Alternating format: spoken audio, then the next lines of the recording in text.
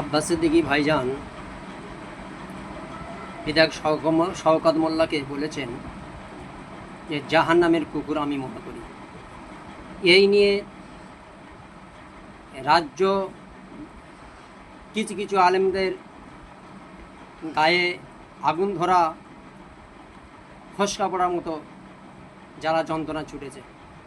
আলেমদের ভাবা দরকার যে এর আগে যখন ওই শওকত মোল্লা, আব্বাস সিদ্দিকী, নওশাদ সিদ্দিকী বিভিন্ন রকমভাবে কটূক্তি করেছিল, খারাপভাবে মন্তব্য নিয়েছিলেন, তখন আপনারা কোথায় ছিলেন?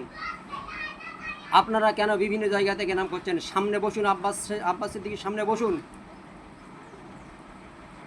কাপুরুষের মতো পিছনে বলে ফেসবুক করে ছেড়ে দিচ্ছেন।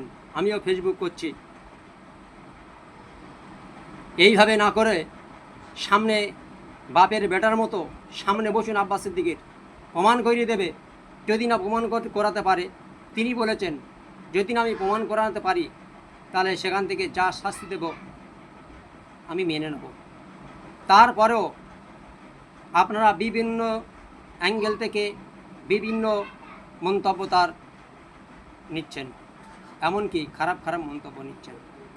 কেউ বলেছে, শওকত মোল্লা বলেছেন আব্বাস সিদ্দিকী যদি মায়ের দুধ খেয়ে থাকে তাহলে আমার এই জায়গায় দাঁড়াক।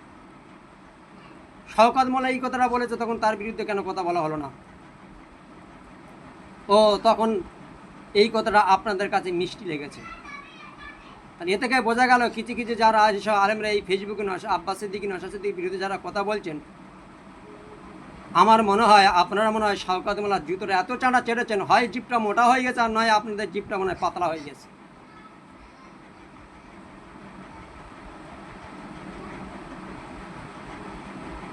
শওকত মোল্লা কত দুর্নীতিবাজ সবাই জানে, একটা বড় ক্রিমিনাল সেও জানে। কখনো মসজিদে গিয়ে নামাজ পড়তেছে, কখনো আবার মন্দিরে গিয়ে ঢোল বাজাচ্ছে। ফতোয়া অনুযায়ী আপনারা দেখুন কখন মন্দিরে গিয়ে সেজদাও করতেছে, কখন রহমানের নাম নিচ্ছে, কখন রহিমের নাম নিচ্ছে, কখন রামের নাম নিচ্ছে। মৌলী সাহেব, আপনারা যারা বড় বড় ফতোয়া দিতে শিখেছেন, ফতিবাজি করেছেন, সামনে চলে যান, বাস করুন, তাহলে বুঝবে হ্যাঁ আপনারা বড় বড় ফতোয়া দিচ্ছেন বা দিতে পাচ্ছেন।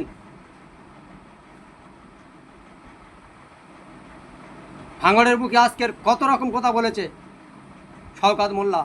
শওকত মোল্লা বলেছেন জাহাঙ্গীর খান মারা হওয়ার পর বলেছেন যে আরও 5টা মার্ডার হবে। মৌলী সাহেবরা আপনারা কোথায় ছিলেন? মুখ আপনাদের কেন বন্ধ ছিল?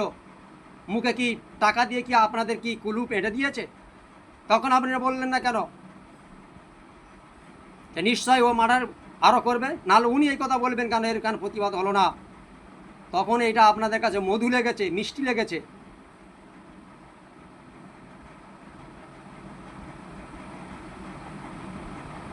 আপনারা সঠিক কথাটা বলতে শিখুন,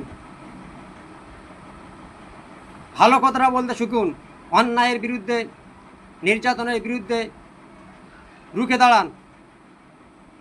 তা না করে আপনারা মার্ডারকারীকে সাপোর্ট করছেন, ধর্ষণকারীকে সাপোর্ট করছেন, অন্যায়কারীকে সাপোর্ট করছেন, চোরেদেরকে সাপোর্ট করছেন, দুর্নীতিবাজে আপনি সাপোর্ট করে চলে যাচ্ছেন।